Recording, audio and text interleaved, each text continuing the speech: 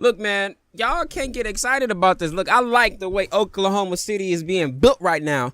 And even though Kevin Durant went on his little tirade saying that the Oklahoma City Thunder management was garbage, they seem to be doing some pretty miraculous stuff right now. What I'm talking about is, of course, everybody in the world knows, talking about Carmelo Anthony going to the Oklahoma City Thunder. Now, he ended up waiving his no trade clause for like one more team. He added the Cleveland Cavaliers back onto that team, and then like I swear it was almost like minutes later, he decided to go to the Oklahoma City Thunder. Now, it's not a bad direction for him to go.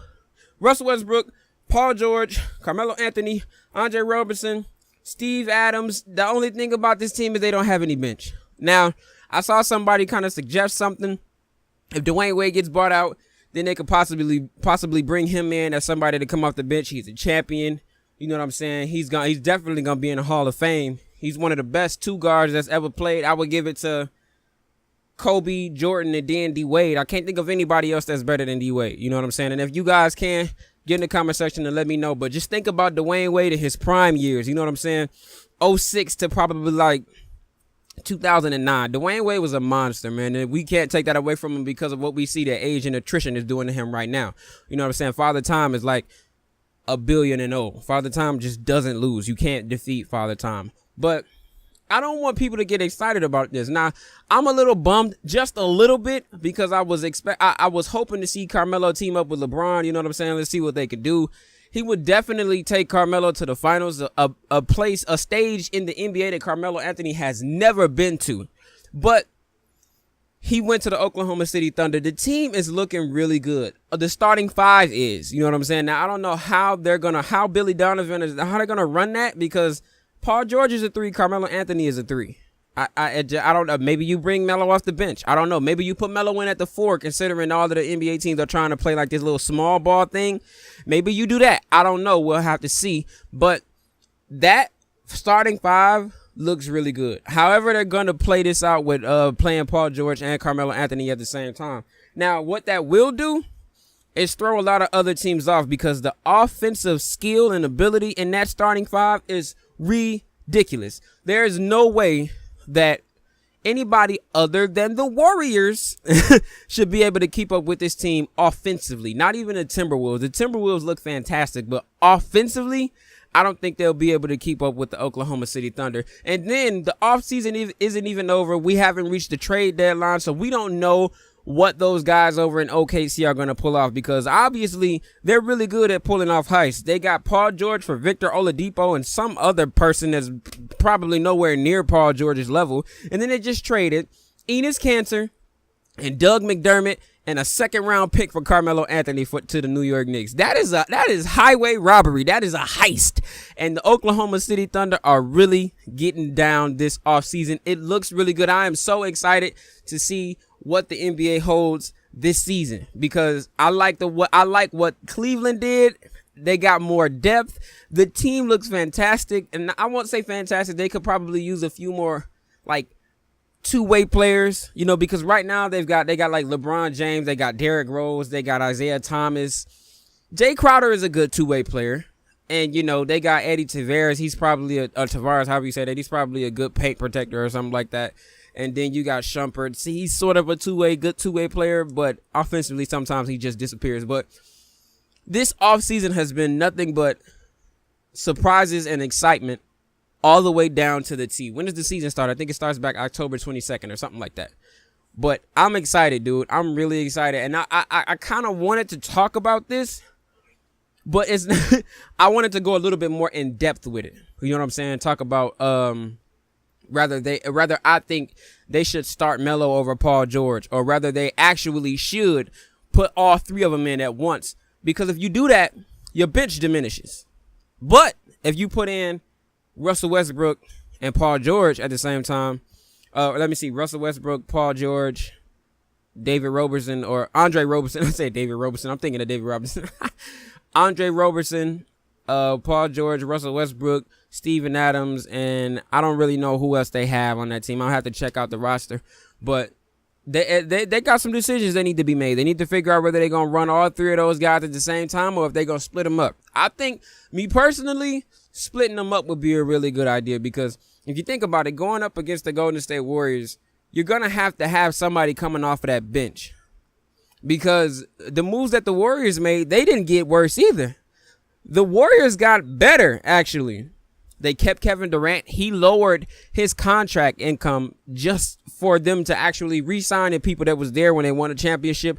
And they went out and got like Nick Young and who else did they pick up? They picked up Nick Young and somebody else that's good at shooting threes. I can't really quite remember. I don't pay a lot of attention to Golden State. I'm more of a Cleveland Cavalier fan, so I have a microscope over that organization, just period. So yeah, that was an interesting move, man. I didn't expect it. I was looking forward to him teaming up with Chris Paul and James Harden.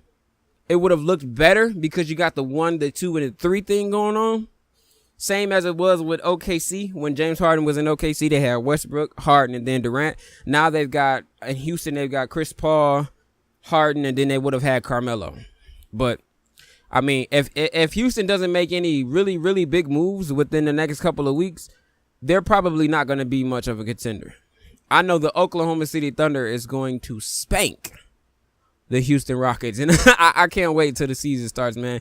And the West is ridiculous right now. I think they need to take away the conferences because it's almost unfair. I don't think there are going to be any All-Stars left for the Eastern Conference. You know what I'm saying? Like, what do they do?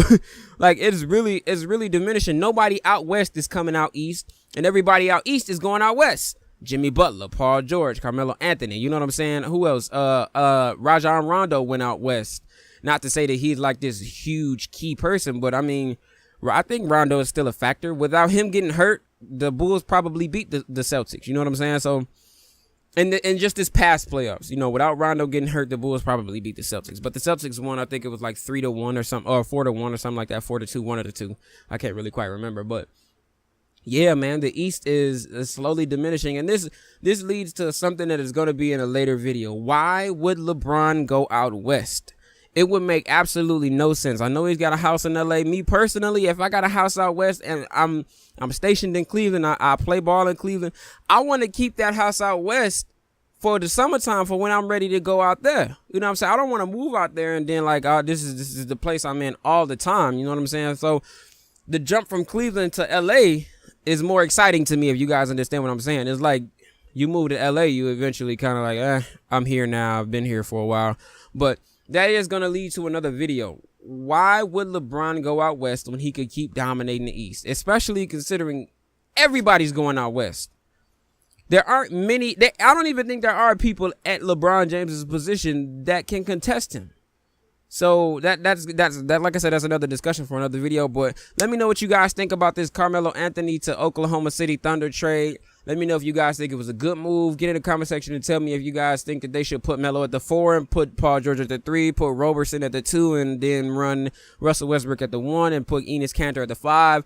You know, especially considering the teams are doing this small ball thing. You guys understand what I'm saying. Just get in the comment section, voice your opinions. Let me know what you think is going to happen with this Carmelo Anthony thing. And let me know if you guys think that they can really be a threat to the Golden State Warriors. Me personally, I don't. Because I like Russell Westbrook, but I don't think he's as consistent as Stephen Curry. I could just be, you know, maybe I'm thinking a little bit too far into. No. Scratch that. That's not valid. Stephen Curry and Russell Westbrook is better than Stephen Curry to me. He's not a better shooter, but he is better than Stephen Curry to me. Just the tenacious, you know, fierce assassin Mamba mentality he's got. You know what I'm saying? He's Russell Westbrook is pretty good. If you ask me, I think he's number 1 point guard in the league, in my opinion. You know what I'm saying? But then you got to deal with Klay Thompson. Then you got to deal with Draymond. Then you got to deal with Kevin Durant. Then you got to deal with, you know, JaVale McGee, who's shooting threes now. He's improving his game over the offseason. You got to deal with Nick Young, who's coming off the bench. He shot, I think, 40. He shot 40-something% from outside. So that's gonna be pretty dangerous to have another really good 3-point shooter coming off the bench. And then you got JaVale McGee, who is actually expanding his game and adding the 3-pointer to his skills. You know what I'm saying? So we'll have to see how that boils down. But thank you guys so much for watching. I really appreciate the support. Be sure to give the video a like, comment, and you know what else to do. Subscribe if you're new, and I'll see you guys in the next